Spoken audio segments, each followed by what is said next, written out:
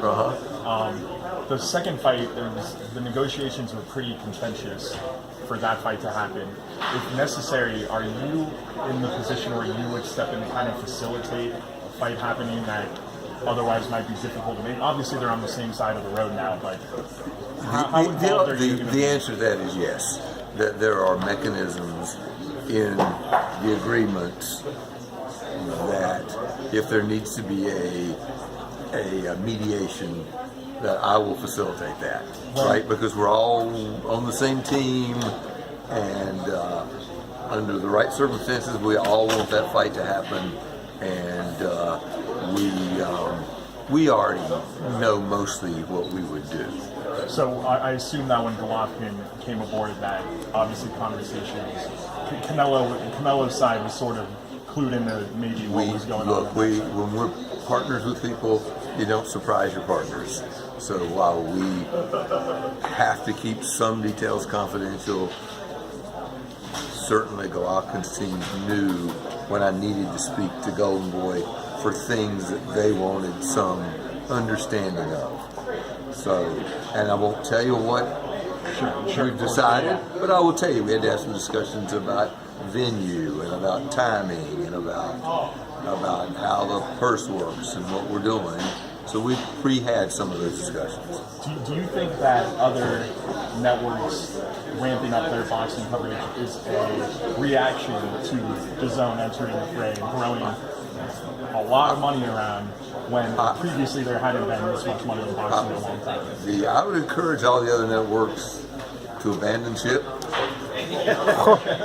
It's just a joke. If you quote me, you have to say, he said chuckling. Look,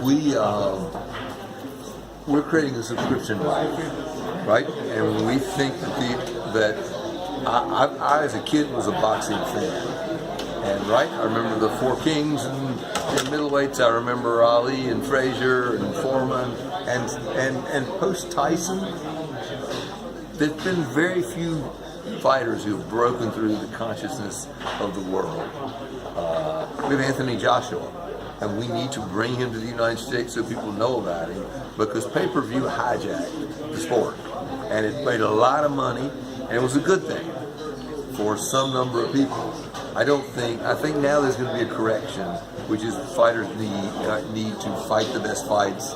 They need to fight more often. We need to see people fight. So that's what we're going to do. We understand that boxing is quite diffuse, and there's a lot of players and a lot of competitors. I helped do the deal at Top Rank, at ESPN for Top Rank. I respect those guys. I like those guys. We expect to work with those guys in a friendly manner to create good fights. We expect to work with anybody who we need to work with to make fights. We're not going to be able to sign everybody, and we do not expect to have a closed universe. We expect to work with everybody, but we are trying to push for some change which we think is good for fans. The best fights should be affordable. The best fights should happen. There should be no fighters who fight once every 2 years, who hold belts. And we want to do those things, and we want to take a lead in that. And I'm a competitive guy, and we want to win.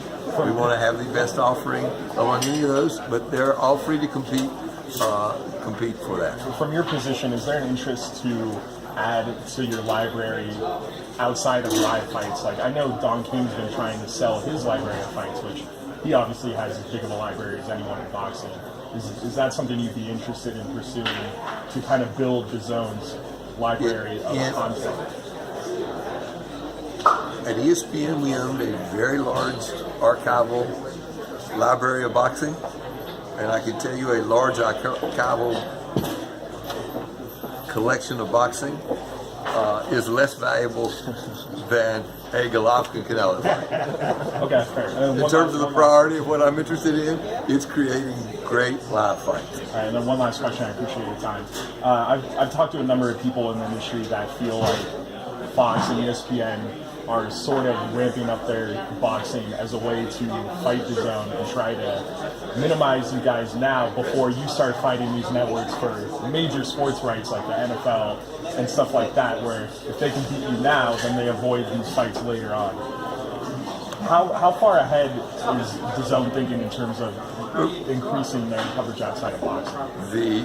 First thing to remember is we're a global country, right? We'll launch pretty soon in our 9th country, which is Brazil. We just launched in Spain 2 weeks ago. We launched in Italy back in June. We have plans to launch in the 10th and 11th and 12th country in the not too distant future. So we have to think about country by country how we can succeed, right? We can succeed in Italy because we have 3 out of every 10 Serie A games a week. We can succeed in Japan because we have the Japanese football, that is real football, league, and we have the Japanese baseball league. We can succeed in the United States right now because we think we can win in boxing, and that's what we're doing here. We also did add a baseball show, which I think is going to have a lot of appeal to millennials, and which we're making a significant investment in. You'll see us, we're in other fight sports already with Bellator.